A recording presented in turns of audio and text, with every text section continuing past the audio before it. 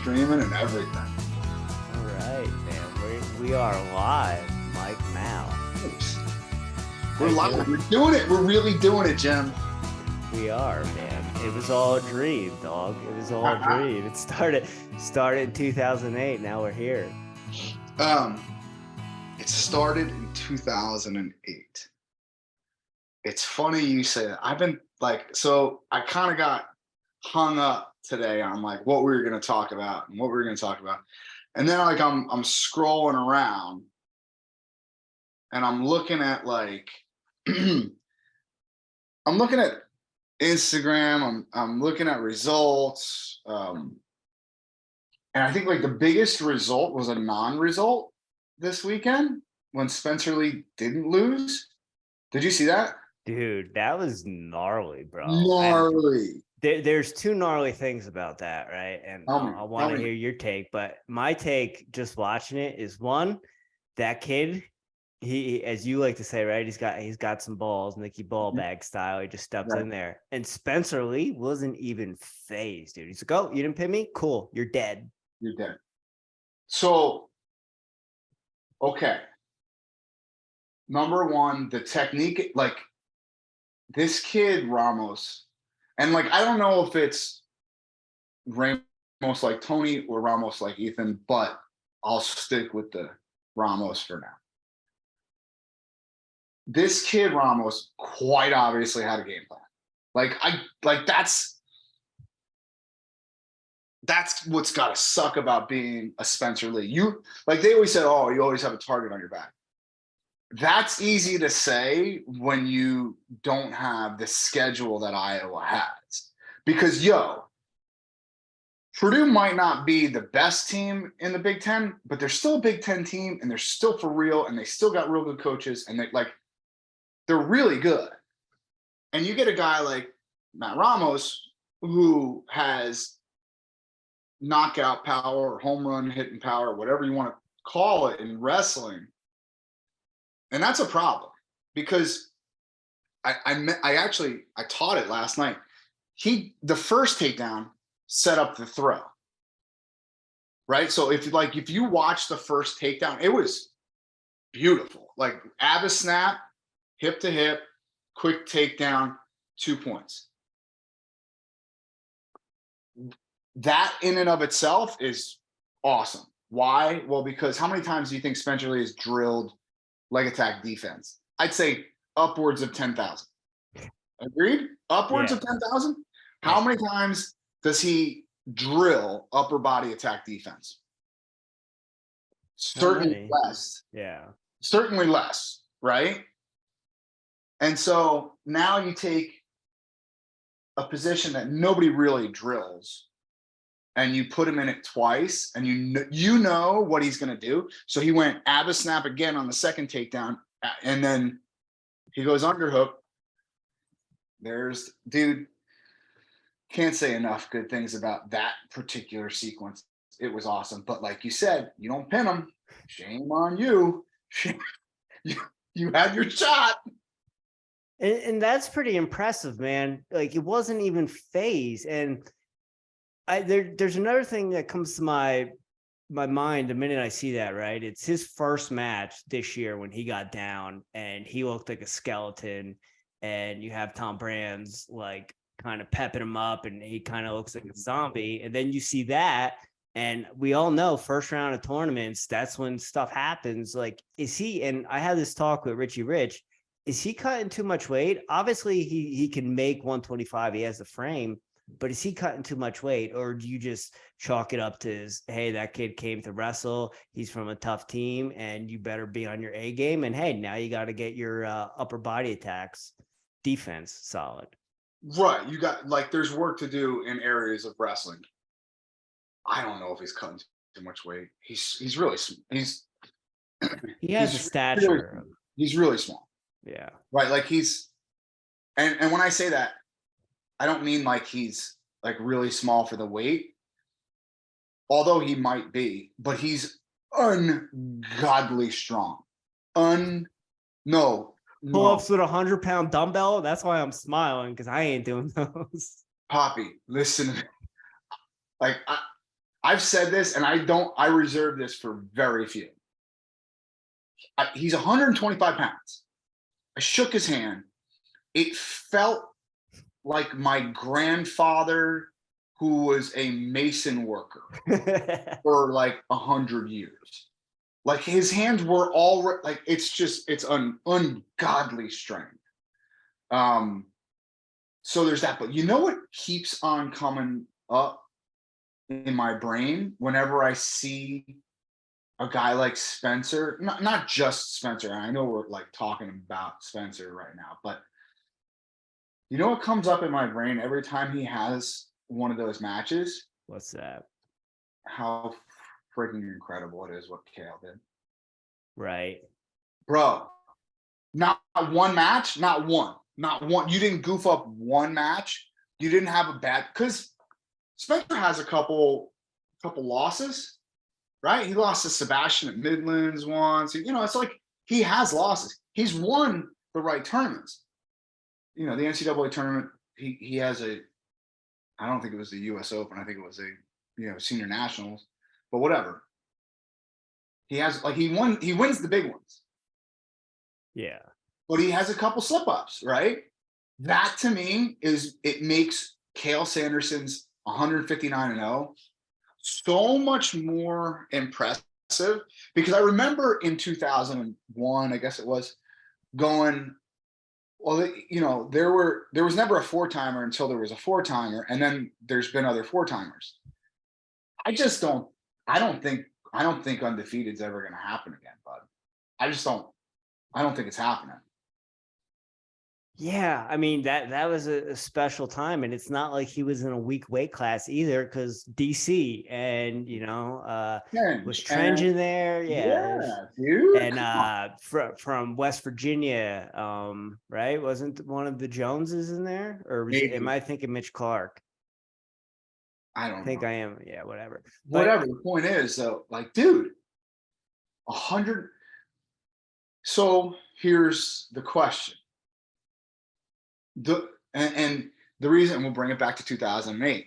That was when 2008 to 2000, that quad to 2012.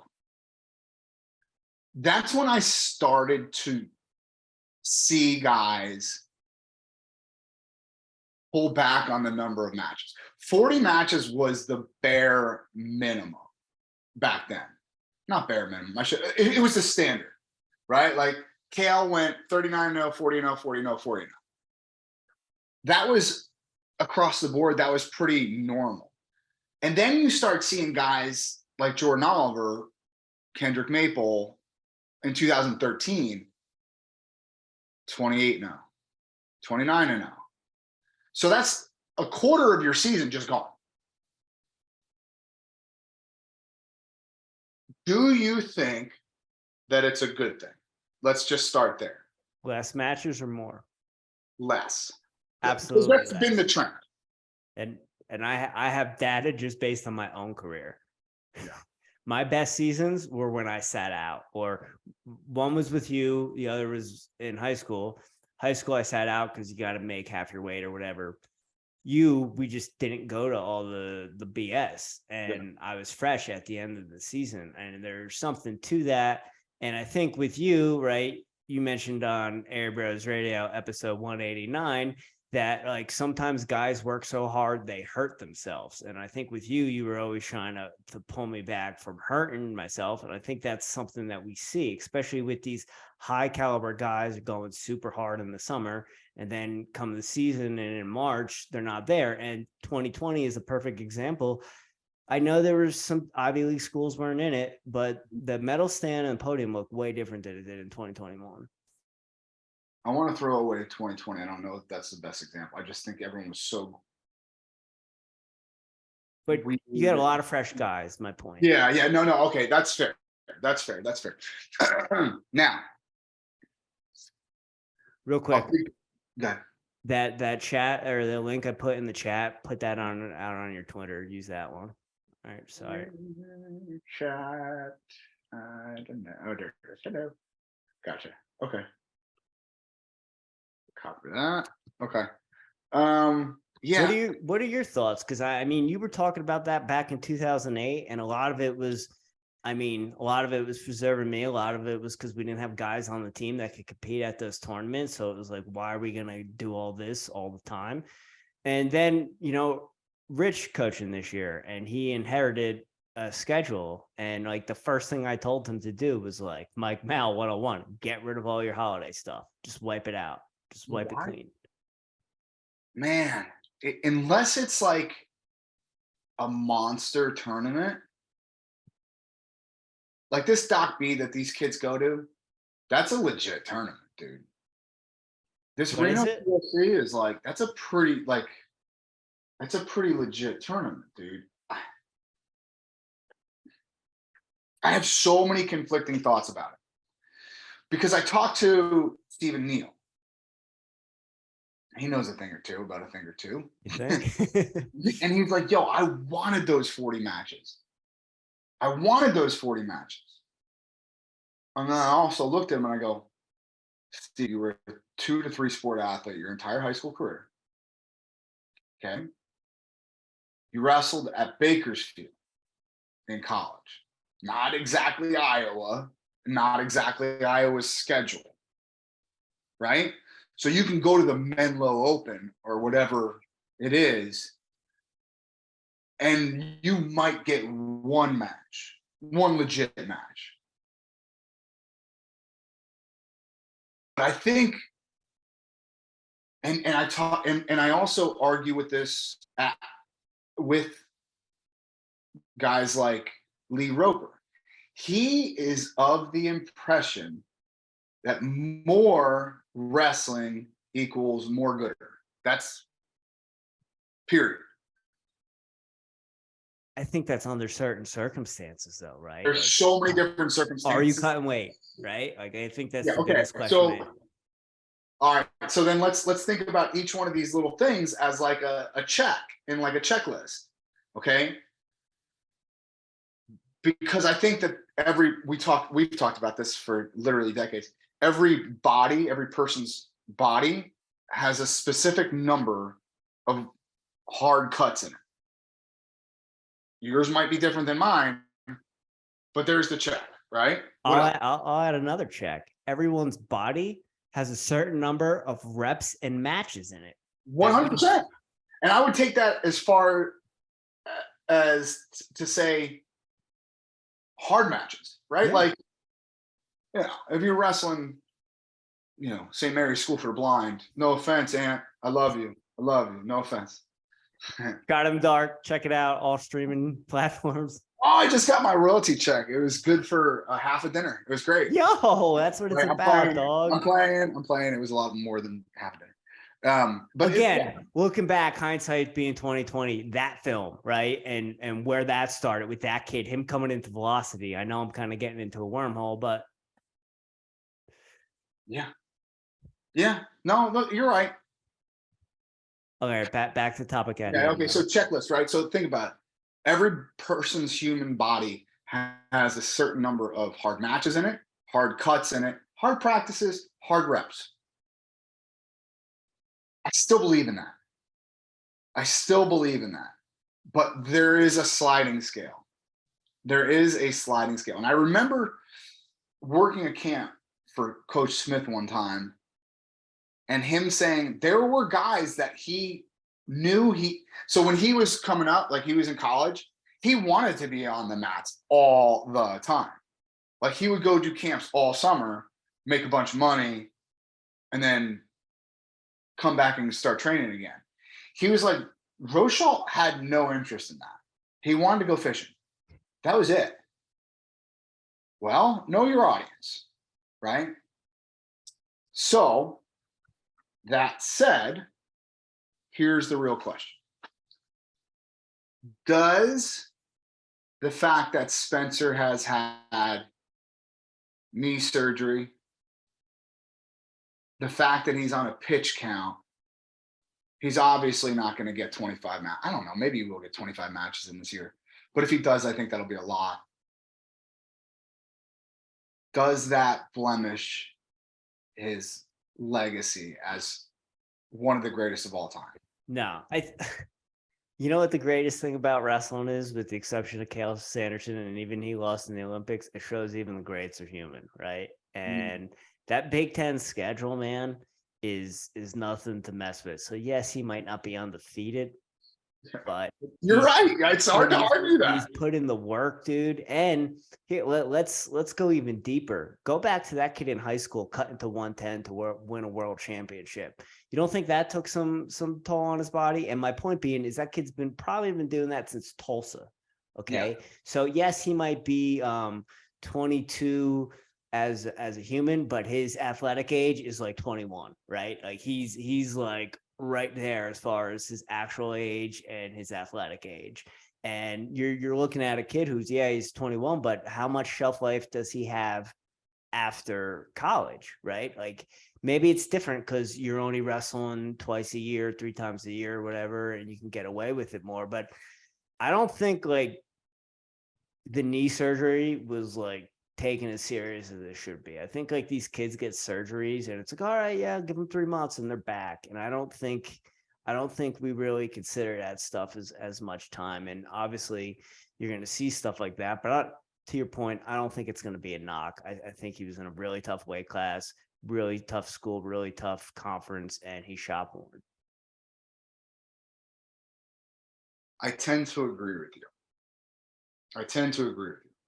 Especially if he goes on to win a world title, which I 100% think he can. Like I think, because I think the real reason that people don't put him on the same level as Dake Burrows, David Taylor. David's got 2 NCAA titles. Dake has 4. JB has 2. The 25 pounder. Yeah, maybe. But I also think that those guys wrestled in the opens in the off season, and I think that that's really where, like, I'll never forget going to we were at like oh god, some bullshit tournament, like some War at the Shore or some bullshit, mean nothing kids tournament, but it was in the same weekend as the US Open in 2011. And I'll never forget, like I was texting with Goody. Goody was at the Open. And this is after JB won his second NCAA title for Nebraska. And he and I are going back and forth, and he's like, yo, listen to me. Jordan Burroughs is the best wrestler in this building. And there's no one here that's going to touch him. And like now it's easy to go, okay, yeah, of course. At the time, what are you talking about? What? Like, huh? Okay, I guess. And like, boy, oh boy, was there a little bit of pie in my face, because I was like, all right, whatever, dude. And like lo and behold, he was the best wrestler on the planet. And he's proven that. So I guess what I'm trying to say is Spencer comes out for one in 2019, in December 2019. He wins senior nationals pretty handily, and then hasn't wrestled freestyle since. Right? So it's like, Kyle Snyder won an Olympic gold medal while still in college, technically, right?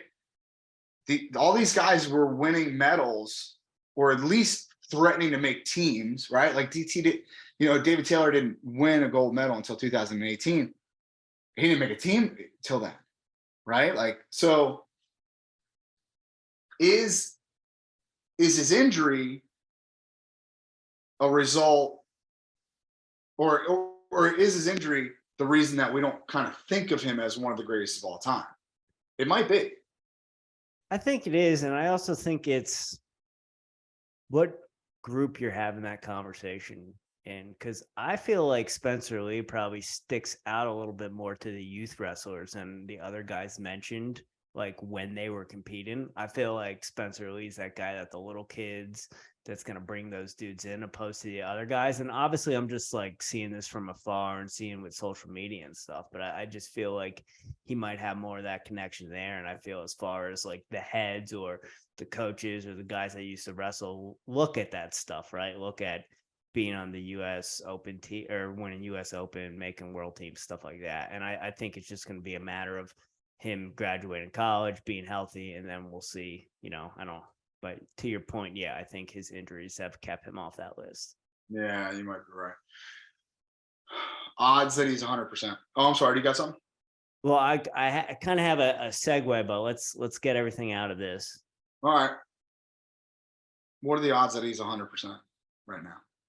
Slim, but like, what are the odds anyone's 100% in NCAA Division One? Fair enough. I'm assuming he's gonna. I'm giving him a national title. Really? Shane, I'm giving him a national title. Isn't Glory there? Yeah. I love Pat. Yeah, I'm just saying, like, I'm saying I have no reason to think that he doesn't win a national title. all right. Okay. Does he wrestle at he doesn't have to win the Open, right? Like, see, he doesn't have to go to the Open. Does he make the team? Still got Gilman there? Gilman. Yeah, I don't know, man. And again, it's like Iowa guys trying to kill each other to make a world team. Like At 57. Yeah. That's been the case for forever, right? A decade almost, it seems yeah. like. And that's all right. I'm okay with it. But I think Gilman's gotten because I don't know if these rumors are true. I'm not in Iowa City. But the rumor running around was like that Spencer used to beat Thomas like pretty well. I don't know if that's true. Yeah. That's just what I heard. And that's one of the reasons that he went to Penn State. You can't deny, though, Thomas Gilman's gotten better. And obviously, world I mean, but like, like that's not a knock on Iowa either, because he did take a silver medal in 2018 while he was still with Hawkeye Wrestling Club. Never won a national title. Come on, Thomas Gilman never won a national title. Come on, I know. That's like some Mike Menace status, right? I understand. Yeah, that's fair.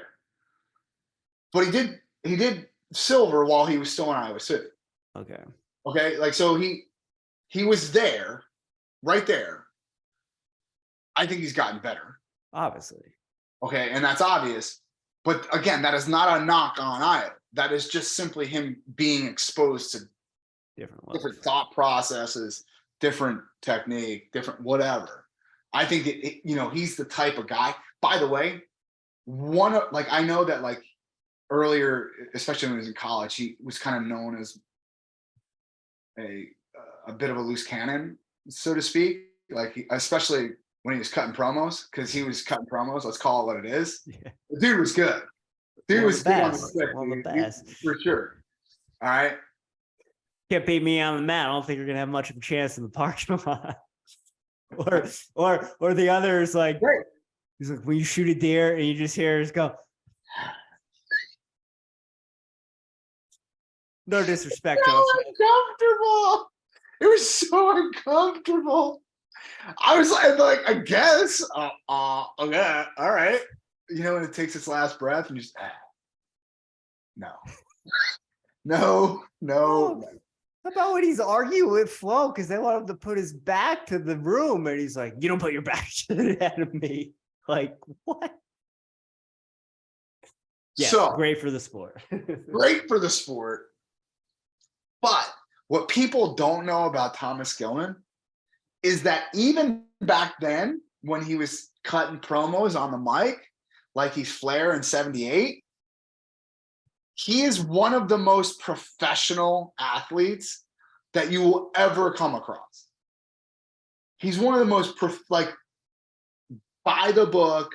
This is how much sleep I get. This is how much I eat. This is how much I spend meditating. This is how much time I spend reading. This one of the most scientifically professional athletes I've come across in this sport. There's a lot in this sport that we just kind of shoot from the hip. That dude is a pro. He's a legit pro. And so you take him, who has had,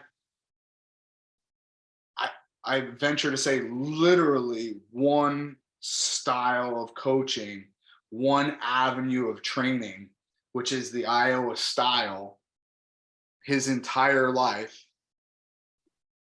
And then you expose him to what looks like from the outside the starkly opposite. He's going to take a lot from that because he's so professional. So yeah, it's not a knock on the Iowa guys. I really truly believe that it's just I think it's a ringing endorsement of how great Thomas Gilman is. But that said, don't let Spencer get on top. What is he, a gut guy? Nope. No leg lace? One of the best laces you will see. And he's got a great single leg. And dude, and like people forget because he hasn't wrestled freestyle in forever. Yo, he is as good in freestyle on top as he ever was in folk style on top. And he's a killer on top. He's a killer on top. So it would not surprise me if he makes this team this year. The only reason I say he's an underdog is because Thomas is sitting. Yeah. You know, like that's a huge advantage. Very big. It's a huge advantage. So yeah. And he's not hurt. Oh yeah. Yeah. Not that we know of. Yeah. Yeah. So I think kind of on the topic of the injuries and stuff, Richie Rich has giving me his hot takes because he follows a little bit more than I do. But Scuffle Midlands had a lot of injury defaults in the wrestlebacks, and I think that's par for the course. Even when I was in college, it was a thing. Nothing that we really subscribe to, but you see it. I'm just curious to what your thoughts are because I have a couple different opinions on it. But like, especially at like Big Tens and stuff, like earlier in the year, I don't have much of an issue with it if you're trying to preserve or whatever. Big Tens, I definitely have an issue with it. Like, yo, we're here to wrestle, get on the freaking mat. Like, you know, I see if you're like really messed up, but if you're gonna wrestle in 2 weeks, like you should have to wrestle that match. That's kind of my opinion. What you're saying is in theory correct, but how do you enforce that? If you don't wrestle your consolations match, you don't wrestle at the NCAs. What if you're actually hurt? But it, like, if you have to go to the hospital, right? If you can't get cleared to wrestle that match, then that's the exception. But if you can be cleared to wrestle that match, then you have to wrestle that match. You know how easy it is to have a doctor on staff say he's not cleared to wrestle? No, Big Ten doctor. It's really tough, Jim. I know it is. I'm just, you don't think there's something, there's like gameness. I think we're looking at it. I think we're looking at it somewhat the wrong way. Last year was ridiculous at the Big Tens. Yeah, they don't. Yeah, there's no incentive to continue wrestling. There's zero incentive. So I think we've said it since forever. One tournament matters. One tournament. It's the end of the year. Whatever that is for you, whether it be your high school state tournament, whether it be your NCAA title, whether it be your World Olympic gold medal. There's one tournament that matters. Until we fix that, you're never going to stop injury defaults. So do we do this? Do we just have a winner's bracket and you have your wrestleback contees? I would be 100% great with that. I'd be great with that. Yeah. Like a true you can wrestle for third, fourth, right? But 8 through 8 through 5 is just like you don't have to wrestle those matches. No, I think a true winner's bracket, period. The only loss you can have is in the finals. Yeah. Right? And then everyone else just gets picked. We know who should be at the NCAA tournament. We know who should be there.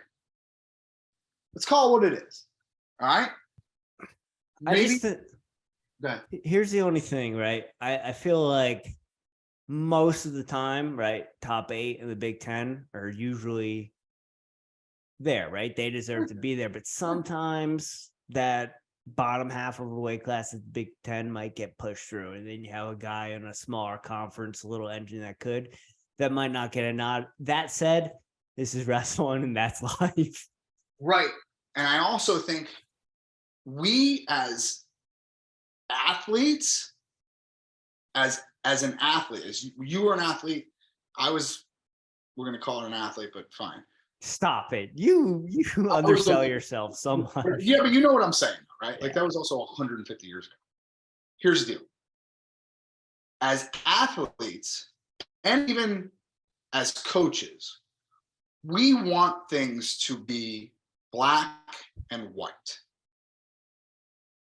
This is the threshold. If you place top 4, if you place top 8, if you whatever, we as athletes and coaches, we want that black and white definitive thing for our sport. Here's the truth. If we ever want it to grow, it might be better if we add some ambiguity to it, because it creates conversation, right? Oh, should this guy go? But it doesn't matter. The fact that we're talking about it is the important part. All right. So there's that. Also, how many teams in Big Ten? 12, 13, 14, something, whatever. Yeah. Okay, whatever. Winners bracket. Winners only. Winners bracket only. That's a good show. That's a good show. You got some hungry people too. Not to say that they're not hungry, but they give you a little bit more of like you're dead if you lose, right? Like it's a video game. Dead in the water. You're going to leave it to chance? Bullshit. You're going to leave it to a wild card? Bullshit. No. This is a good show. So you put 5 weight classes. You put 25, 41, 57, 74. What you skip weight classes, right? You put, or maybe you do lightweights on one day, heavyweights on the other day. 5 weight classes a day for 2 days, Saturday and Sunday. That is a manageable diet, and more important, digestible for the watcher. Okay. Do you know how many people really watch Big Tens from front to back? Not many. It's not that many by comparison to all other big sports. Our numbers are dwarfed by softball. It's dwarfed. Well, it's a doer sport. It's not a watcher sport. And that's what we don't cater to. Everyone who wrestles likes to wrestle. They don't like to watch it. They want to do it. And to your point with changing things up, it's exactly what Eddie Bravo did with the combat jiu-jitsu or the submission only tournaments. When he started that, hey, you get a submission in 10 minutes or there's an overtime or you're both done. That changes sport up, right? And it's stuff like this that needs to happen to change it up and freshen it up. And we've been doing this forever like this, and we're still getting the same numbers. Yeah. So it's tricky, right? Because like the sport is still run by coaches who are athletes. It just is, right? The most powerful and influential people in this sport are still athletes at heart. And until we can kind of see, because we're making a product for people that already bought it. Yeah. We already bought, like you and I are going to watch. We're going to watch. But until we can pull other people in, dude, there are so many There's so many ignorant people out there. in our sport. There's so many ignorant people. Well, I think they're in such a small realm, right? Like when you live in that realm, you're just like so closed off to it. Well, I gotta read something to you. You're gonna vomit a little bit in your mouth. I also think, to your We point, also when have, you're we have a couple coaches or a couple questions here on Twitter, but we'll get there. all right, Just we do. I'm trying to no, nothing on YouTube though. I'm trying to see, maybe I'll go to your Twitter. But Right. I think, to your point though about things needing to change, I think we need someone like a Logan or a Jake Paul, someone like that who's got that FU type money, who used to wrestle, Yeah. to be like, yo, here you go. You know what I mean? Like, Yeah, until we, dude, Mhm. we can't, we're not going to be able to get it done on the NCAA alone. And we have to come to that. We have to come to that. No, we might be able to. I mean, the kids getting paid now, that makes a huge difference. It's something. Yeah. It's something.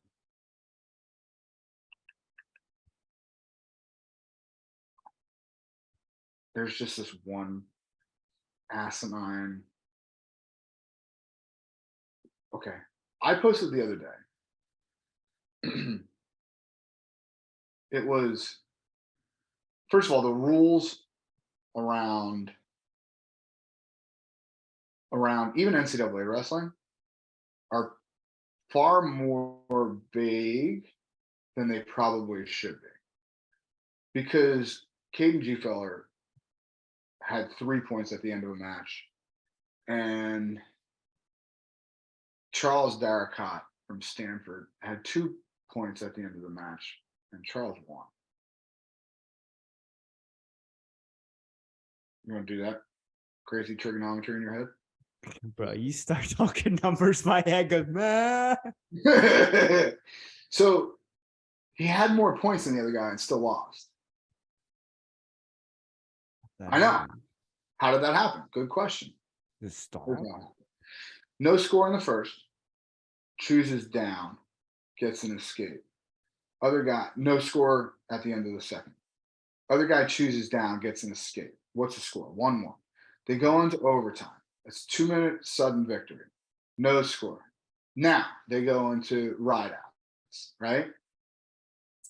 Whoever has the most riding time at the end wins, right? Well, one guy got a stall call and get a point, right? So the score's 3-2.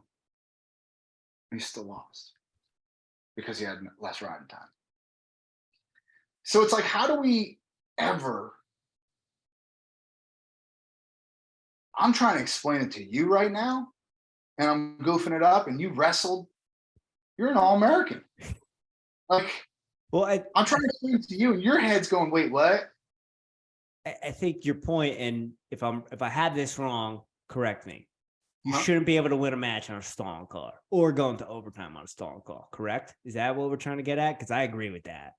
I don't think a stalling call should bring a match into overtime. I'm sorry. Like, score. I'll take it a step further.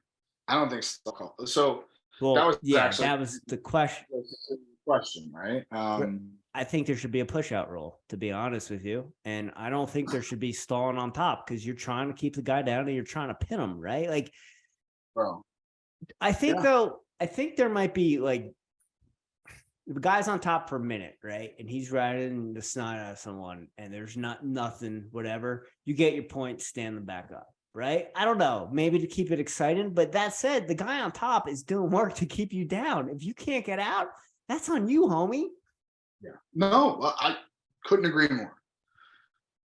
Now, I think a hard step out rule fixes a lot.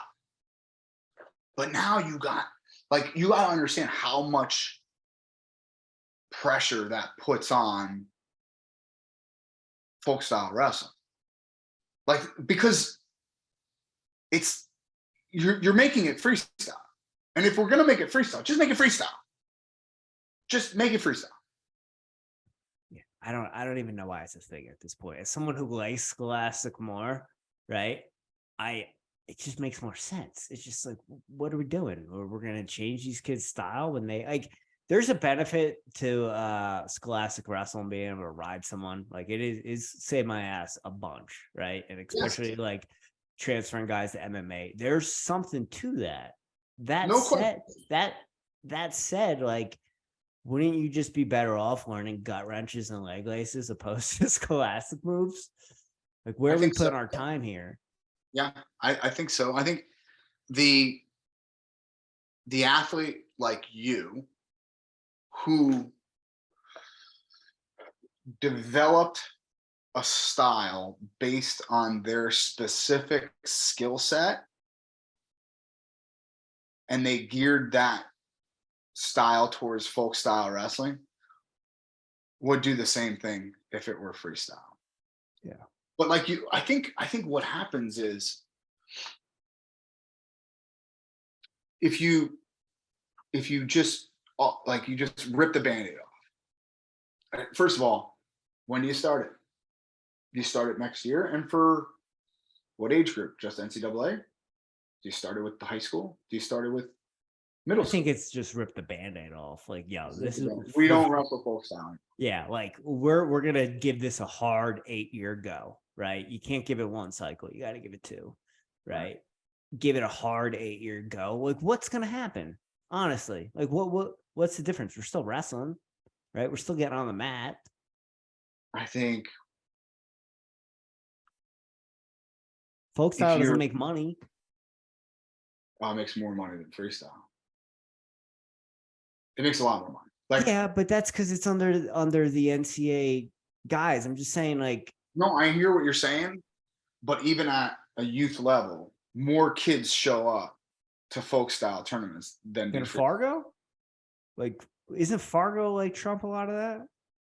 Yeah, but I'm like so, but in the ecosystem, in the Okay. economy of wrestling, like the Danny Mullins and the Frank Popolizios and the have to kind of also make money as and for that's inside baseball for everybody that's listening. It's like these are people that were local to our area that would put on small tournaments every weekend. And the numbers involved with the folk style tournaments were far bigger than the ones involved with the freestyle tournaments. So that's problem number one. And again, I'm just playing devil's advocate because I really do believe that we should rip the band-aid off at some point. It's never going to happen. No. Like after, especially having been on the other side of this, like hearing the discussions, like hearing somebody go, well, what about Greco? And you're like, so what? like just let them do their own thing. Why can't you do your own thing? Um, it's never going to happen because there's too much money involved with folk style wrestling. There's just too much. Like the NCAA is one of the very few money makers in college sports, with the exception of football and basketball. I also think though it's not going to change if you just say, hey, we're not doing Scholastic anymore, all those people who are only going to those Scholastic tournaments are now going to start going to freestyle tournaments. Like all the people who go to watch the NCAs are still going to go watch the NCAs. It's not going to change that. It's not. I don't know. You're probably right because they generally just root for the uniform anyway, right? Like they're either wrestling's wrestling, Mike. We've said this for a long time, right? Like, no, I hear you, but I'm trying to put my head in a space of like rural Alabama coach who never really seen freestyle. Now all of a sudden he has to learn, like he just learned wrestling out of a book to begin with to take a $5,000 a year job, right? Now he's got to learn a different friggin' sport, So I also feel like this is the same debate as like, well, we can't close down fast food restaurants because there's people who can only afford that. It's like, well, why don't we just serve them broccoli instead of cheeseburgers? Like, Yeah, I don't know. I don't know. Well, going back to that guy's question on Twitter. Yeah. Yeah, Paul Gordon, by the way. Thanks, Paul Paul. Gordon. Thanks. What's up? Um, I don't. I think stall calls actually make the product of actual wrestling worse. Right. Like, so again, I'm coming at it from a different perspective than most people do. Right. I was on an athlete's side of the ball. I was on a coach's. I am still on a coach's side of the ball. I'm also coming to it with the perspective of media. If we have a product that we're trying to sell, number one, it's too gray. It's too much of an ambiguous thing of like, is he stalling, is or not. There's too many people that get called for stalling that aren't. There's too many people that aren't getting called for stalling that are. So if we realize that it's too gray of an area, we should do away with it. And we know we have the data now to prove that there is a very simple fix. There's been a step out rule in freestyle since 2007. Let's use it. It's good. Yeah. You want to make the make the mats bigger? Have at it. Whatever. Then it's going to become. And the other argument on the other side of that is, well, then it's just going to become sumo. No, it's not. No, it's not. It doesn't. Like, have you watched the World Championships? It's far better. It's the matches are far more. They flow better, right? Because nobody's like going out of bounds, taking a second to pull up their socks and tie their shoes, taking the long way back to the center. It just, all that goes away with a simple step out rule. Now, do you have to kind of tinker with it to mean something different when it starts in referee's position? Maybe, I don't know. But I know that we have data in the neutral position that if you go out of bounds, it's 1 point is a good thing, right?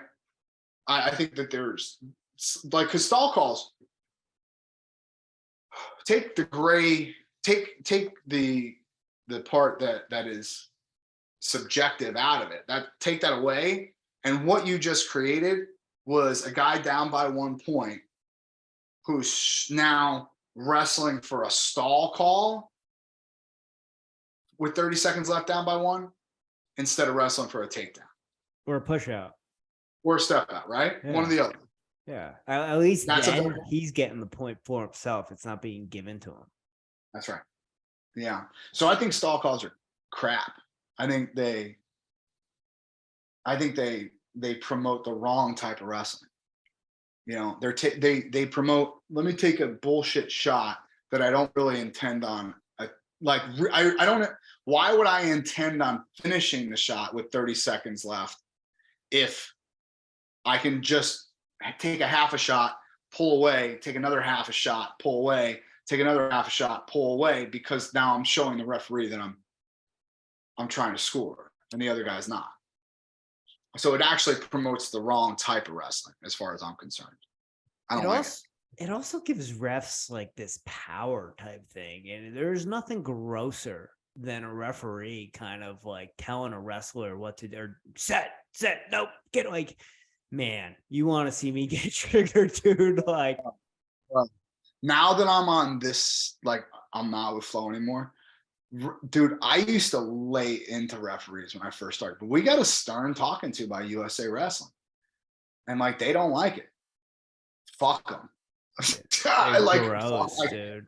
They're gross. And again, I don't like. There are some refs out there. There are some good refs out there who do their job. Exactly. Yeah. So, but my point being, I haven't been around wrestling in a while, but when I wrestled, there was always one or two, right? There's always one or two. Sure, and you knew them by face. Yeah. You knew them by face. Yeah, you don't know their name. So what does that tell you? And I'm going to go off on a freaking tangent now. Can I cut you? I hate referees. It's also like my whole thing, especially with high school refs. It's like, oh, you never reached your goals, right? Like how many state champs you see reffing? Bro. Zero. And we need them. We need them, right? And it's a thankless job, so I don't want to piss all over it. But we've all have horror stories with referees. I had one this past weekend, 2 weekends ago. Let's hear it. Oh, okay. My kid is up by, let's call it 3 or 4. I don't know. He has 2 boots in, and he is actively trying to throw power halves on either side. Oh, wait, I'm sorry. We were down by 2. Down by 2. My kid's on top. There's like, I don't know, let's call it 45 seconds left. Okay. My kid's down by 2. He has 2 boots in. The kid's on his belly. Tummy time. Just tummy time, right? My kid is actively trying to throw in power halves on one side or the other. The referee stops it, says my kid is stalling. I'm like, what? He goes, what are you talking about? He's definitely stalling. I go, okay.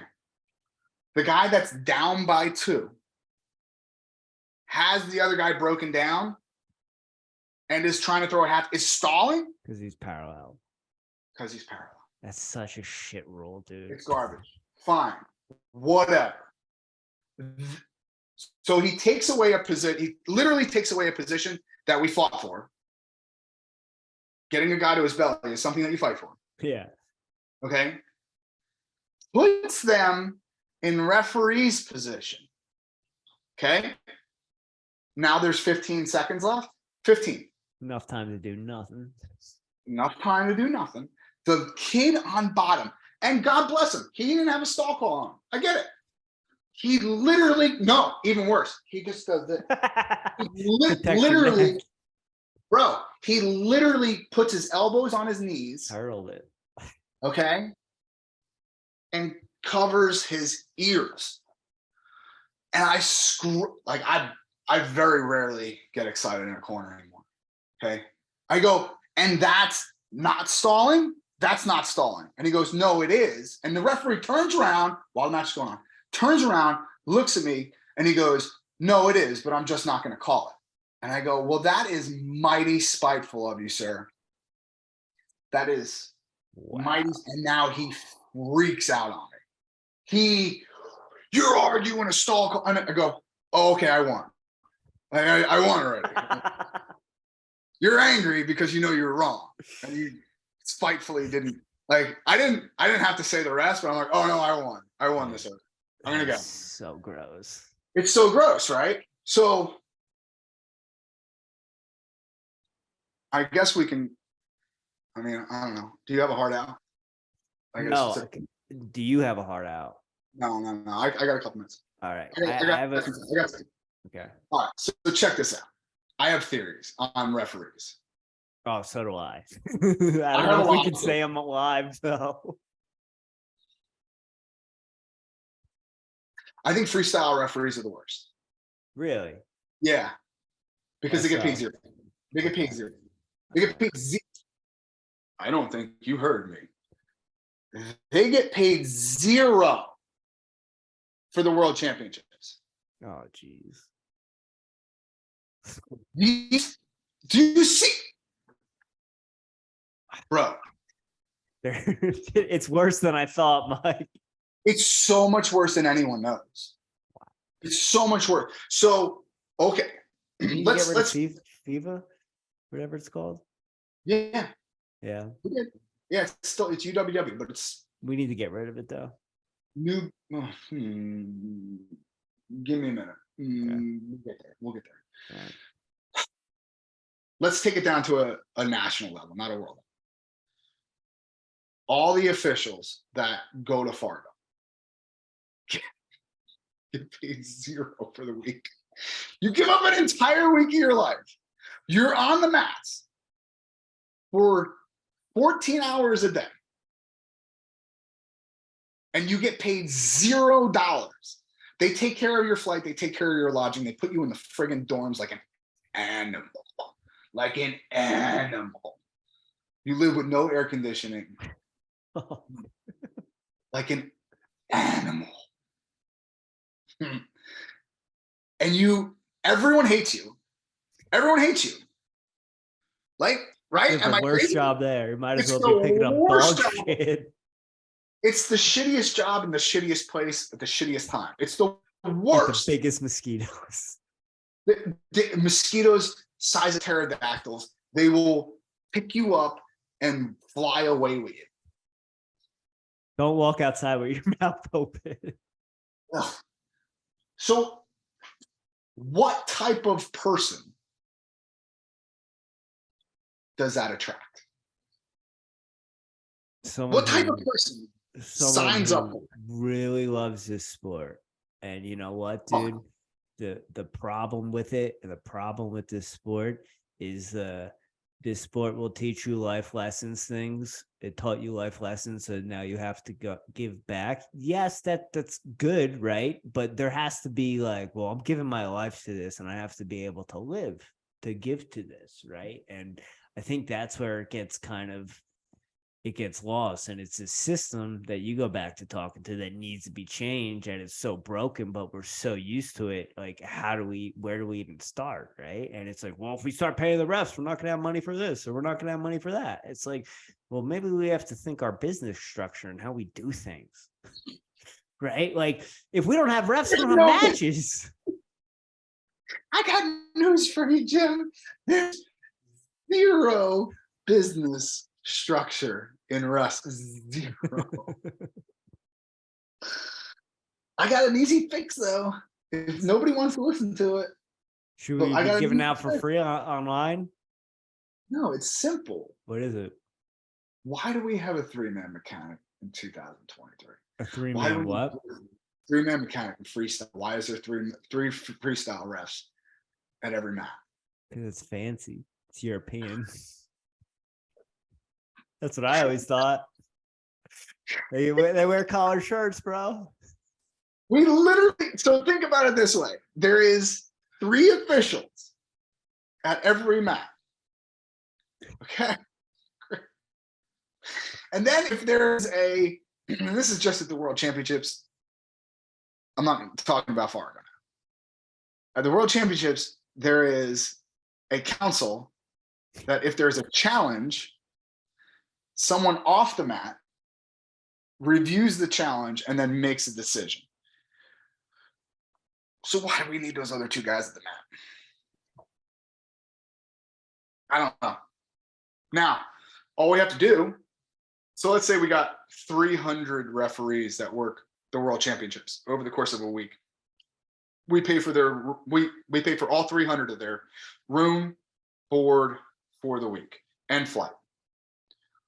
Well, if we only had 100 to deal with, and we just pick the top 100, right? We don't we're just hoping and praying and crossing our fingers that that 1/3 of those referees don't suck.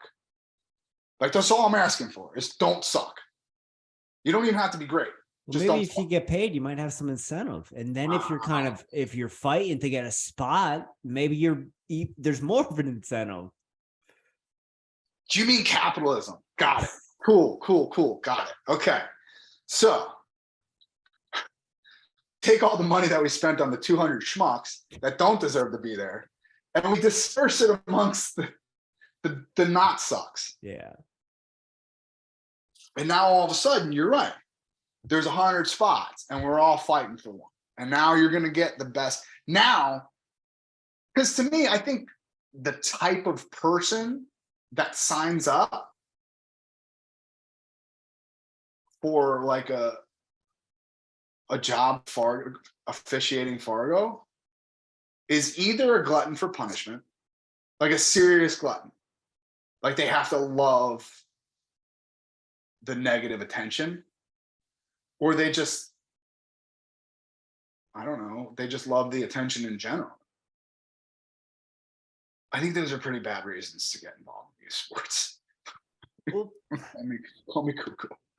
We're having this conversation as if, well, what's going to happen, right? Nothing's going to happen. But I don't think this is something that people know, Mike. And I think this is important that we have this conversation, because I didn't know that, right? And like, That changes a lot. And I think that's something we like almost need to start a campaign. And it's just like, hey, refs don't get paid. All right, I'm gonna walk away now. You know, it's funny, man. Like there was a big, because I'm gonna I'm gonna say this, but I don't mean it to be a damning thing. A couple of like officials get in trouble at Fargo every year. This past year, one was arrested for touching a little girl at the table. Well, Yeah. again, I didn't want to say it, but that's another thing you have to think of is why are these people doing this for free? Because 100%. they're a predator. And I hate to be that guy, but like Okay, we're you aware have of to it. like it's You have to be have those considerate. conversations. And when you have a pot belly and gray hair and you're eating hot dogs and you don't look like you've worked out, your body tells me. And I'm sorry, I hate to be that guy, but if it looks like it, it is it. Yeah. Continue. So this past year,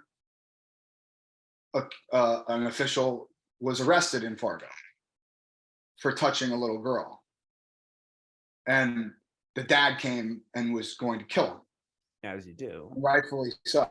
Yeah. And he was dragged out of there, and he was thrown behind bars for how long, I don't know. Fine. There are tons of stories about officials getting in trouble. Now coaches get in trouble too. Coaches get like, I'm not just like It's Fargo across the sport. It's not just Yeah. Like so, but there's so little accountability. They can always go, I'm donating my time. You don't want me to go out and have a drink? Because there was officials that brought booze on their days off, right? So you don't work every single day, every single session Fargo, but they have brought booze into the arena, had it in a Yeti, and we're drinking in front of kids. Not a good idea. not a good look. Not a good look. Weren't sober at all. No, and it's not like you're at a college tournament. You're No, at, you're dude. at a youth No, tournament, bro. you're at a kids tournament, dude. Kind of creepy. So not the best decision making, right? So now you got guys, and as a reaction to those things, guys like Tony Ramos, who were on the athletes council for USA Wrestling, are like, there has to be some types of checks and balances. There, like, and he's not wrong, right? He's talking about they got to have a curfew, and they got. I don't know. We got to do that. But Right. But like, I know that his heart is in the right place. yes. But it's a very simple fix. Just fucking pay them. And then if they screw up, you fire them. That's it. Yeah. Like this whole capitalism thing, it works. I've seen it. It's like, what are you talking? And like, I get it. College sports is very kind of almost, you would call it what it is. It's kind of almost like socialism, right? Like it's like, you know, and so that's the only world that a lot of athletes and coaches who have literally their whole athletic and then professional career is built in a structure of what looks like socialism to me. I get it. That's where their brain goes. But having gotten out of that matrix, you go, no, it's a very simple fix. We're looking at it the wrong way. So yeah, I think that is a huge. I think that would fix more problems than anyone. Like, just get rid of the 3-man mechanic. We don't need 3 referees on a mat. No, it makes no sense. You can have 100 there. It's still gonna mess up, right? There's human error. That's the They issue. can't get it right with 3. No. So maybe we just get it right, or maybe we don't get it right with 1. Save the money. Right. Well, I mean, in a world where you don't have a cashier at the grocery store, like we need to figure out how to animate this shit. No shit. There was some. The last I heard, Roper and Schwab and you and I had a guy that was working on a software that could read the sport and score it accordingly. That would be. But again, it's too much gray, like the stall calls. Again, like when was the last time the rules were like really changed, right? Like, I mean, there's been rule changes, dude. yeah, but like 4-point near fall. That's a big. That changed cool. the sport, dude. It changed top wrestling. The only rule that they put in is that dumb, like, oh, funk roll's working. We got to figure out a way to stop the funk. No, it wasn't working. That's why they had. Well, don't hate just Bro, because you. I'm gonna hate because that shit Bro. makes it more exciting, dude. As Rich calls No. it, garbage wrestling. No. So what was happening was guys were just laying on their back. Like when they would jump to that funk roll, guys got so good at defense. So it's like this thing where The sport evolves as the moves evolve. yeah. So funk wrestling, when you were coming through the sport, It was on the come up. yeah. And then I think that, I don't know how deep we want to get into this. I think Ben Askren's biggest gift to this sport was not the like bringing funk wrestling to the limelight. I think Ben Askren's biggest gift to this sport is that he forced to finish single legs properly. Well, dude, you make a point, right? And I think that is such a point that kind of gets missed is, everyone wants to hate on funk, but it's like, hey, you don't know how to block the hip. And if you look at it, dude, man, like if you go to New Jersey State Tournament, because that's, the only high school wrestling I've ever really watched, there's a lot of guys that don't know how to block the hip that get on a medal stand. Same at the NCAAs. It's a little bit lower. Guys are a little bit more, but it's still, and it goes back to your point, learn how to finish right, and that's not going to happen. Pretty simple stuff, yeah. Right? Pretty simple stuff. You better be good, right? And what happened was there was this whole generation of kids leading into the early 2000s who thought they were John Smith, right? And they would just drop in on a low single, and guys like you would eat them up. Yo, you couldn't pay me enough to take a low single on you. Just no chance. There's no chance. I'm gonna be chewing on shoelaces for an hour. I don't need that kind of stress in my life. Okay. So then guys like you and Ben, right? Everyone kind of credits Ben as being the godfather of funk wrestling. He's the most successful because he was the most successful, but really because he did it on ESPN against Jake Herbert, who Jake looked like a He-Man character and Ben didn't. Yeah. And he won handily.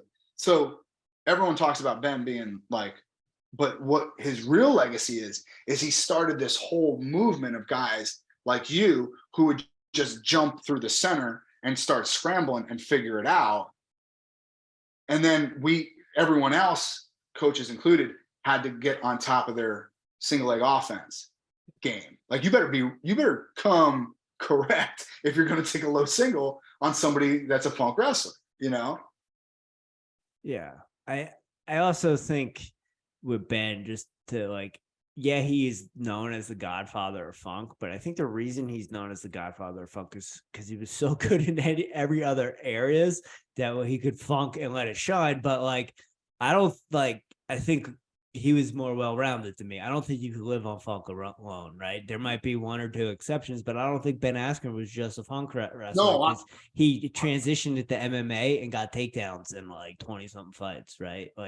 And people kind of another thing with Ben is he's the type of dude that his shot was horrible. If you look at it, it's not the best, but guess what? He finishes every freaking time. As soon as those hands are locked, good luck.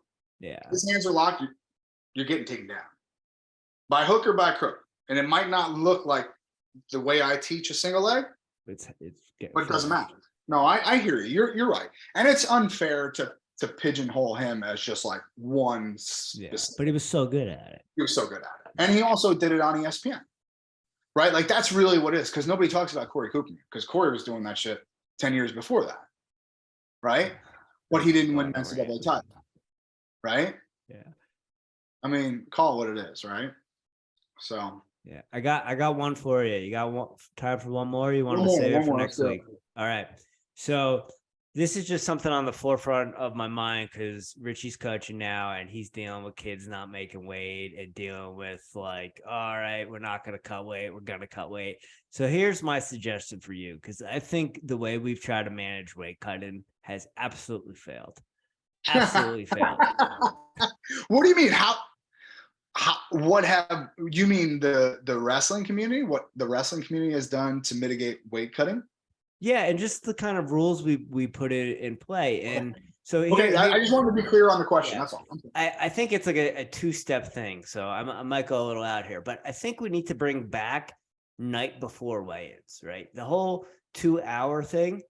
One, kids are going to cut weight no matter what, right? We've talked about Naga style and doing on mat weigh-ins. I don't know why that hasn't happened yet. It's never going to happen. Okay. So that's never going to happen. Cool. Kids are still going to cut weight. Let's not pretend that they're not. Let's not say you only get an hour. They're still going to cut weight, right? Wrestling's going to be better if we give them, if they have a Friday night match, let them weigh in the night before. If you can't do that, give them 3 hours, give them 4 hours. Because here's the thing, Mike. Here's the thing. You get a nutrition book, you can only take in 32 ounces of water every hour. I think it might be less. You can only take like 400 to 700 calories an hour. Your body can only digest it. That's so only, like, yeah. Mm-hmm. So like, why are we pretending that science doesn't exist? And let's get away from hydration tests, because those obviously don't work either. Okay, yeah, those are bullshit. Those are complete. Those are intelligence. Those are IQ tests. If you can't, I have a suggestion. This isn't just like, let's just give them more time. Right. So, but I want to hear what you have to say to that. Okay. All right. So go ahead. Go ahead. You finish your thought. I want to hear what you.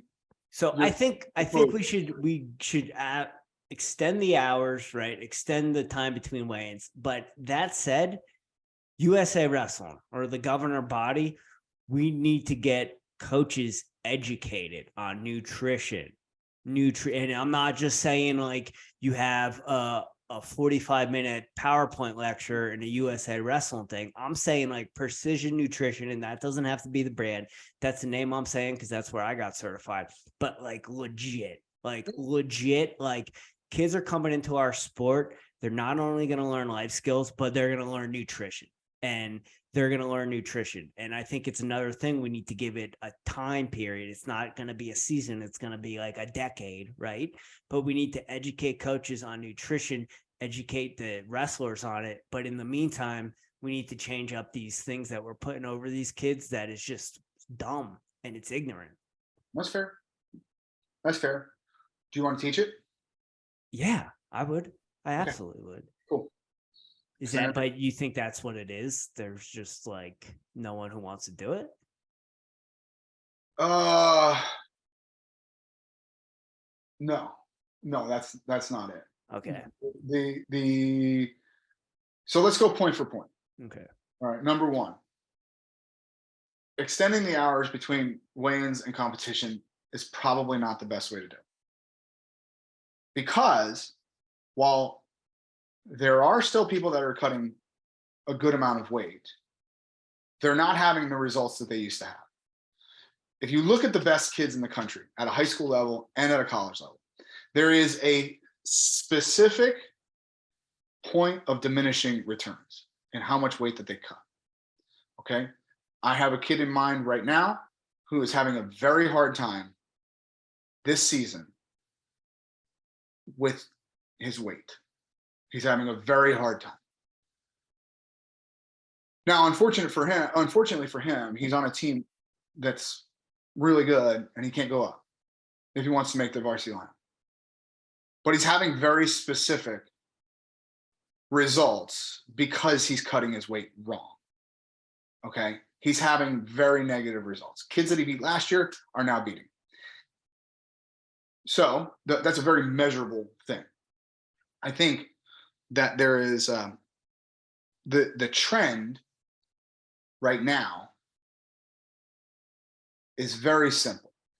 When I was a kid back in the early 30s, okay, everyone wrestled really hard during wrestling season. 1984 comes along, Ernie Monaco changes the game. Okay, so now everybody that wrestled all year round has the most success. Okay. And then what happened was Zach Evanesh came around. Okay. Changed the game. He goes and instead of doing weightlifting, bodybuilder weightlifting regimens, he's now having us do strongman stuff. And eventually that turns into some bastardization, turns into CrossFit and whatever, right? Now, the people that started doing that, and wrestling all year round, those guys were now at the top of the game. Guys that were strength trained, guys that had dedicated strength coaches, those guys were now at the top of the sport. Okay. What you're seeing now is not only do you have to wrestle all year round, not only do you have to have a dedicated strength coach and or follow a very strict strength regimen. There's two pieces of the puzzle that people that are addressing it right now are seeing the most gains, and it's mindset training and it's nutrition. Okay. Guys that have, I partnered with this company that I should really know the name of. It's something San Diego. I don't know. It's a meal prep service that I should really know. Next week we'll get it to you. Dang it! I'll have a code for you. Holy smokes! I can't believe. Can you look it up? Sunday, son of a bitch. I feel so awful right now. I'm just going blank. We're live, pal. Yeah, I know. Meal Prep Sunday San Diego is what I said. You got to listen real well. Okay. Meal Prep. I'm red in the face. I felt so good. But listen, meal preps. Okay, you don't want to buy a meal prep. That's fine. You know how cheap it is to go to Costco and get chicken breast, broccoli, and rice and prep your lunch every day? Jack Bruno does it. He's only cut weight a handful of times. But I'm like, you're not doing this wrong. You're not doing it wrong. Okay. And you're going to eat up until the day of weigh-ins. Okay. There's none of this starving for 36 hours crap. None of that. Okay. He was eating the morning of weigh-ins. He had to weigh in the night before. So do I think that nutritional information is out there? Yes. Do I think that there is a regimen for coaches? No, not yet, but there should be. And I think if you were willing, I talked about it off air, but yeah, I think that's something we should do. Yeah, because here's another thing. You know me, you know my eating habits and whatever. It creates eating disorders, man, and we don't talk about it. And if you go and you just look at coaching staffs, right? State tournaments, NCAA tournaments, there's two types of wrestlers. There's the fat slobs and there's the dudes that are Doug Schwab status and are up at 4:30 and we're getting at it. There's two types of wrestlers, right? We need to take care of the first type, right? Because there's something in here that's hurt, dude. That's broken. That's 100%. Broken, and we don't talk about it, and it gets too woo-woo, but like we need to take care of our own. And I think it starts with nutrition. And again, like Jack learning how to do the chicken and rice and learning how to do that. Like that is a life skill. By the way, he cooks the whole thing by himself. Yeah. Like this is your thing, dude. Have at it. Or don't. I don't give a shit. You know? Yeah. So yeah, it's it's a big miss for us right now. But I think it's getting addressed. And it's getting addressed. Our currency in this sport is wins. So the people that follow and are disciplined enough to follow a strict, nutritional guideline or plan, they're the ones that are going to have more success. They just are. I mean, this is very simple math. You know what you feel like when you eat a peanut butter and jelly sandwich. You know what you feel like when you have eggs and bacon and rye toast. You know what you feel like. So it's like, stop ignoring it. So yeah, I think, and then there's the mindset training, right? Like That's huge. And that's another thing. Like when we were coming up, dude, like I used to have to call a hotline to Montclair University because there was a psych guy that would give like motivational speeches every morning. Like, you know what I mean? Like that. So, but I think that is visualization, man. That, and again, like we used to talk about it, like not knowing you're doing stuff, but it's like, oh, I'm in class and I'm supposed to be learning, but I'm just thinking about hitting this move all day. You know, it's, Yeah. you know, All right, we got to wrap it up. I got to get to practice. all right.